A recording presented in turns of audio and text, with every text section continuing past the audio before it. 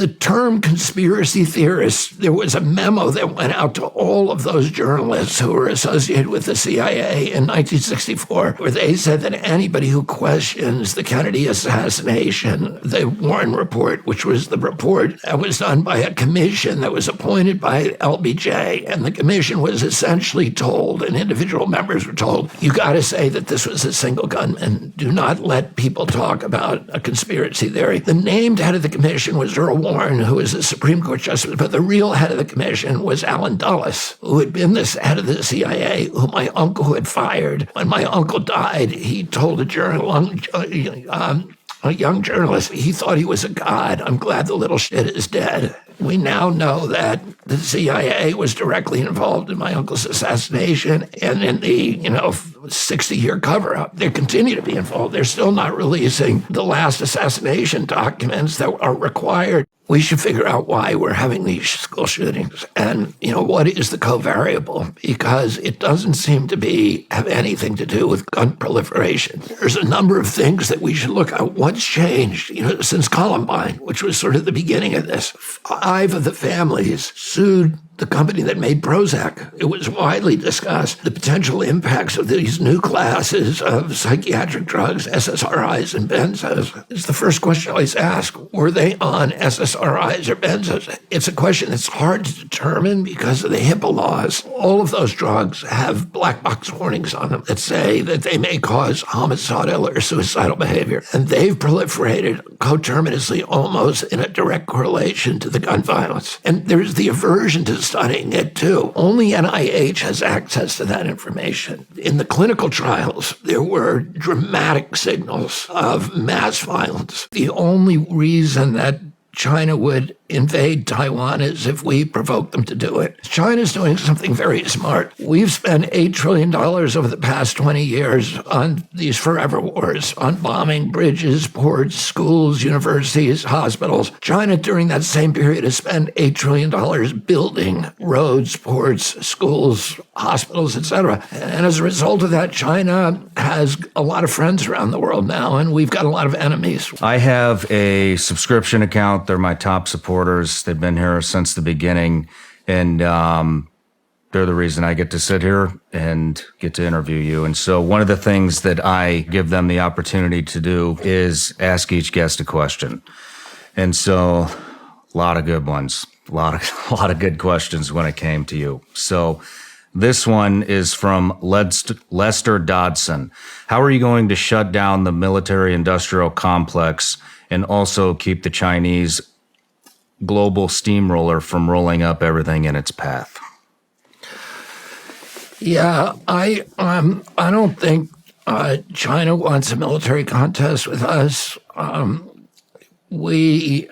Number one, we spend on our military more than the 10 next nations combined. We spend 3 times what China spends on its military. And China wants to compete. China wants to dominate the world, but they want to do that on an economic playing field, not in a hot war with the U.S. military, which would be a catastrophe for both countries and the entire planet. The big worry is that China's going to invade Taiwan, and that, Taiwan is critical to us because of TSMC, to Taiwan Microchip, which is the biggest producer of high-functioning high-performance microchips on Earth. All of our missile systems use that microchip. All of our jets, the F-35, all the jets use it. Our civilian aircraft use it. It's in our refrigerators. It's in our automobiles. Our country would basically come to a stop if it weren't for access to those microchips. And the worry among the neocons, the big bugaboo that they're trying to frighten everybody with and to drum up a war with China, is that China is going to invade Taiwan if we don't stop them. And that they will then own that microchip factory and they will be able to dominate the world. And it's not a realistic scenario for a number of reasons. One is China does dominate the South China Sea. And, our nearest base is Guam. China has hypersonic missiles that if we did send aircraft, we have 12 aircraft carriers in our fleet now. If they did go into the South China Sea for a battle with China, they'd be sunk within 24 hours because we have no defense against those hypersonic missiles. So you can paint a scenario, a very ugly scenario, but in fact, I think the only reason that China would invade Taiwan is if we provoke them to do it. And we have a lot of. First of all, that microchip company is reliant. It doesn't function alone. It does do something nobody else in the world can do. But it cannot function without a supply chain. And the supply chain, the lasers are designed in Silicon Valley. They're made in Amsterdam. A lot of the silicon comes from countries that are mainly friendly to us. Many of the other components of those that are required for that production come from the Western nations, but China can't function without Mideast oil. And although we don't dominate the South China Sea, we can shut off that flow of Mideast oil overnight and bring China to a halt. China also cannot function without Walmart. China is trying to grow a middle class, and without Walmart and the other Western customers, it can't do that. So China does not want a hot war with us. China's doing something very smart.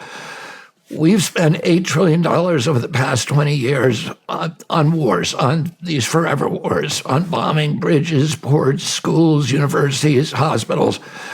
China, during that same period, has spent $8 trillion building roads, ports, schools, hospitals, etc. And as a result of that, China has a lot of friends around the world now, and we've got a lot of enemies. China is the principal creditor in almost every nation in Latin America, and the same is true in Africa. People would rather deal with China than with us. They want leadership. They don't want bullying, and they feel. And that's something that our leaders in this country have forgotten. I was at school. I got picked up by my mom early. I saw men hauling the flags down to half-staff. I asked her why they were doing that. She hadn't spoken to me, and she said a bad man shot Uncle Jack. And then I got home. My father was walking at the bottom of the hill with John McComb when I got home, who was the CIA director, who was one of the first people to get to the house. My father said to him, "Did your people do this?" So his initial instinct was that the CIA had killed his brother. He made 2 other calls that day. One to the CIA desk officer in Langley, which again was less than a mile from my house, and he asked him the same question. And then he made the same call to Harry Ruiz, who is one of the leaders of the Cuban Brigade, and who was then staying in a hotel in Washington. And he asked him, did your people do this? He suspected it was the Cuban group that had done it. The CIA had at least 400 leading journalists in our country. They had an operation called Operation Mockingbird, which was an illegal operation to compromise American journalism. And they had some of the leading. In fact, Carl Bernstein in 1973 published a list of the 400 journalists who were secretly working for the CIA. And they were from all the leading papers, the Washington Post, the New York Times, Time Magazine, Newsweek. A lot of the editors, a lot of the publishers of those were, had signed security agreements with the CIA and were assets of the CIA. It was an illegal program. The CIA is allowed to propagandize around the world, and it's the biggest funder of journalism today in the world. It spends $10 billion a year through USAID to fund journalism all over the world. It owns some of the biggest newspapers and magazines, the most influential in the developing world, in Europe and around the world. There was an act called the Smith-Mundt Act that makes it illegal for the CIA to propagandize Americans. We now know that the CIA was directly involved in my uncle's assassination and in the 60-year cover-up. They continue to be involved. They're still not releasing the last assassination documents that are required by the JFK Assassination Papers Act, and the CIA still won't let the president release them. Why Trump didn't release them, I don't know. He promised he would. I have here Donald Trump has allegedly said that he's looked at the classified JFK files and said that if the public saw what he saw, they wouldn't want the files released either. I mean, what does that mean? Yeah, what the hell is that? I don't know. One of my friends who asked about that, President Trump said, I'm not going to talk to you about it on the phone. And, Mike Pompeo was the director of CIA when it was supposed to be You know what the interesting released, thing? correct? I had dinner with Mike Pompeo a couple of months ago, and I started talking to him about the CIA, and he said, my greatest regret in public life is I did not fix the CIA.